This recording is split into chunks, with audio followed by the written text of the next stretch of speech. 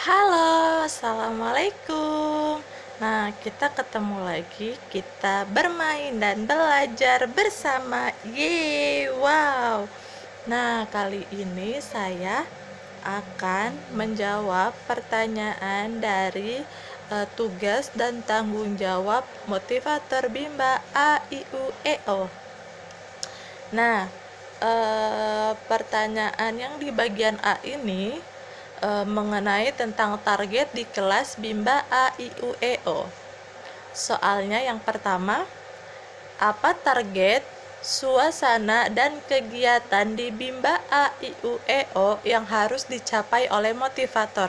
Yaitu harus menciptakan suasana kelas dengan sangat menyenangkan dan nyaman. Lalu pastikan murid melakukan kegiatan yang berhubungan dengan pengembangan minat baca dan minat belajarnya. Lalu pastikan murid melakukan kegiatan sesuai dengan tahapan perkembangan kemampuannya. Dan pastikan waktu kegiatan anak yang berhubungan dengan minat baca dan minat belajar harus meningkat dari yang sebelumnya. Lalu yang kedua, bagaimana cara motivator mencapai target atau tugas di kelas Bimba A I U E O? Yaitu motivator harus selalu menyayangi dan mengasihi murid. Motivator harus bisa mengendalikan diri, dan motivator dalam kegiatan awal hingga kegiatan akhir harus selalu menyenangkan dan menerapkan konsep dasar variation skill, konsep dasar Bimba A I U E O, dan kurikulum Bimba. Lalu mengevaluasi afeksi anak. Lalu yang ketiga, apa kemampuan yang dibutuhkan oleh motivator atau tugas di luar kelas Bimba A I U E O? Yaitu motivator harus mau bertanya atau berdiskusi dengan motivator yang lebih berpengalaman, mempersiapkan materi yang akan diberikan di dalam kelas, mempersiapkan PMR yang akan diberikan kepada murid, mempunyai kemampuan atau mampu atau belajar berdialog, berdongeng, bernyanyi, bercerita, dan dalam permainan. Lalu memahami konsep dasar variation skill, konsep dasar Bimba A I U E O, dan kurikulum Bimba, tentunya dengan berparadigma Bimba, dan melaporkan kepada kepala unit apabila ada kendala di dalam kelas mengenai murid.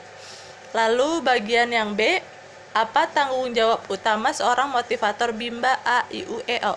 Yaitu seorang motivator harus menciptakan suasana yang menyenangkan atau fun learning, agar anak mau belajar tanpa adanya paksaan dari motivator atau orang tua, dan menumbuhkan minat baca kepada anak. Lalu bagian yang C, pertanyaannya mengenai tanggung jawab motivator di kelas Bimba A I U E O.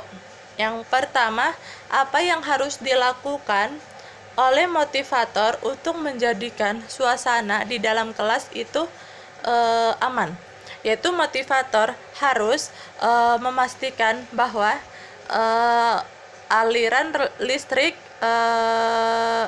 yang terdapat di dalam kelas itu tertutup rapat agar tidak terjangkau oleh anak. Lalu memastikan bahwa tidak ada senjata tajam seperti gunting kuku, paku payung, dan lain-lainnya. Lalu memastikan bahwa tidak ada serangga atau binatang di dalam kelas, memastikan bahwa tidak ada tumpahan atau ceceran air di lantai kelas, dan meyakinkan kepada murid bahwa tidak ada kekerasan verbal, fisik, psikis dari motivator, teman, dan orang tua. Lalu yang kedua, apa saja yang termasuk kekerasan fisik yang tidak boleh dilakukan selama berada di Bimba A I U E O? Yaitu tidak boleh mencubit dipukul, menusuk dengan pensil, atau dijewer. Lalu yang ketiga, apa saja yang termasuk dalam kekerasan psikis yang tidak boleh dilakukan selama berada di bimbang A, I, U, E, O, yaitu tidak boleh dimarahi, tidak boleh diplototin, tidak boleh ditakut-takuti, tidak boleh diancam, tidak boleh dicemooh, dan pastinya tidak boleh dipaksa untuk belajar. Lalu bagian yang keempat, apa yang harus dilakukan motivator untuk menjadikan suasana di kelas nyaman? Yaitu motivator harus memastikan bahwa sirkulasi udara di dalam kelas itu baik, seperti tidak ada bau, tidak panas, dan tidak pengap. Dan selalu menyayangi murid dengan menerapkan 5S, sambut, senyum, salam, sapa, dan sebut nama. Lalu memastikan tindakan preventif pada saat ada murid yang mengganggu murid lainnya atau mengganggu motivator, dan melakukan pendekatan fisik dan emosi kepada murid agar murid merasa dekat dengan kita. Lalu yang kelima, apa saja yang harus dilakukan oleh motivator dalam mengasihi murid?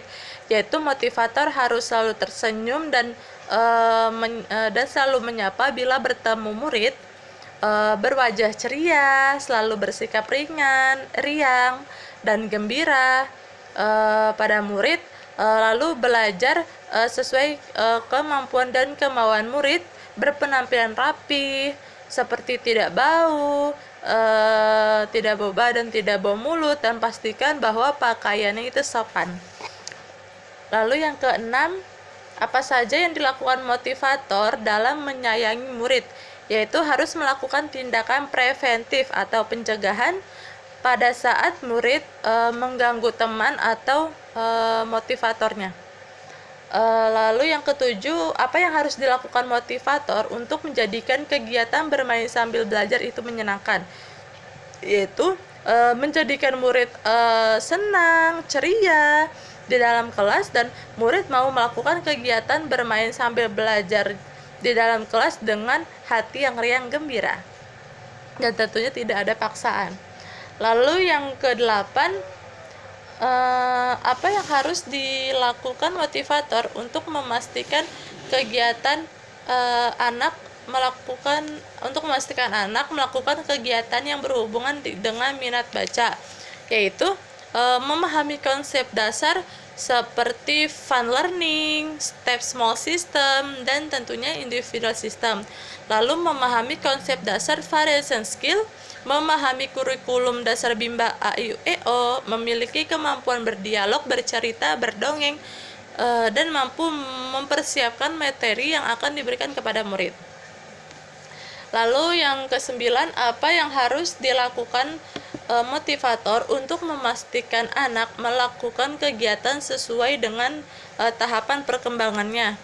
Yaitu seorang motivator harus memperhatikan setiap afeksi anak, setiap kemampuan anak, lalu memperhatikan apa kesulitan anak saat belajar, lalu memotivasi anak untuk selalu berusaha dan memberikan kepercayaan anak untuk belajar, dan meyakinkan anak bahwa belajar itu menyenangkan,